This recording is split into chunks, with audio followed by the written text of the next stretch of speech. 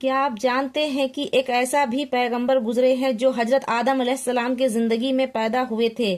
ایک فرشتہ جو اس کا دوست بنا تھا اور اسے چوتھے آسمان پر لے گیا تھا۔ جب حضرت آدم علیہ السلام کے 300 سال باقی رہے تو اللہ نے حضرت ادریس علیہ السلام کو پیغمبر بنا کر بھیجا۔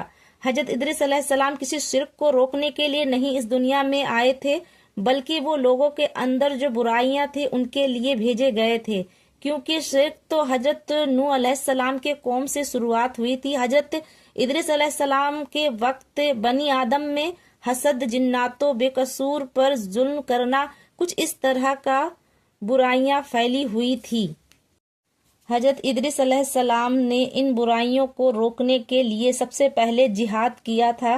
جب حضرت ادریس علیہ السلام کا وفات کا وقت قریب آیا تو انہوں نے ایک فرشتے دوست سے کہا کہ مجھے آسمانوں پر لے جائے۔ فرشتے حضرت ادریس علیہ السلام کو چوتھے آسمان پر لے کر پہنچے تو ان کی ملاقات موت کے فرشتے سے ہوئی۔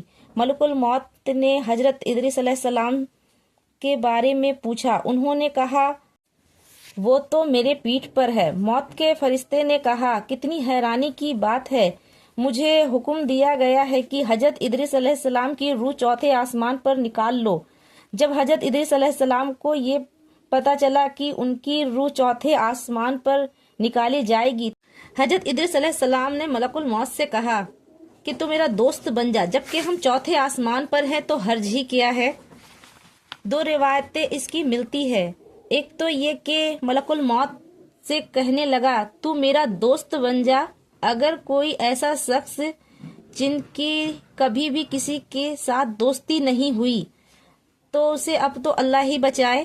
حضرت اسرائیل علیہ السلام اور حضرت ادریس علیہ السلام کی دوستی ہو گئی تو حضرت ادریس علیہ السلام نے کہنے لگا کہ تو لوگوں کو موت کا مزہ کیسے چکھاتا ہے؟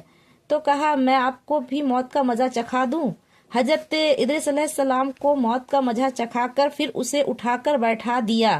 پھر حضرت ادریس علیہ السلام نے کہنے لگا کہ دوزخ بھی دکھا دے۔ ملک الموت نے وہ بھی دکھا دیا۔ پھر حضرت ادریس علیہ السلام نے کہا جنت تو دکھا۔ ملک الموت نے جنت بھی دکھائی تو کہا واپس چل۔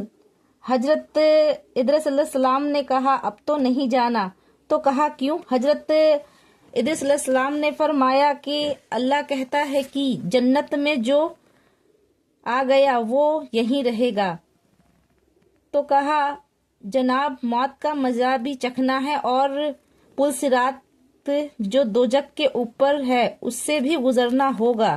تو آپ نے فرماتے ہیں کہ میں یہ دونوں کام کر چکا ہوں اور تو نے ہی کروایا ہے، اور جب میں جنت میں آ گیا ہوں تو اب مجھے یہیں پر رہنا ہے۔ حضرت اسرائیل علیہ السلام نے اللہ کے سامنے عرض کیا مالک یہ تیرے بندے ہیں جو مجھ سے کیا کہہ رہے ہیں کہ میں جنت میں ہی رہوں گا۔ اللہ نے کہا یہ تیری دوستی جو ہوئی ہے وہ میری توفیق سے ہی ہوئی ہے، اور یہ یہاں تک آیا ہے تو یہ بھی میری ہی توفیق سے آیا ہے، اور میرا ارادہ بن گیا ہے کہ میں اسے یہیں پر رکھوں۔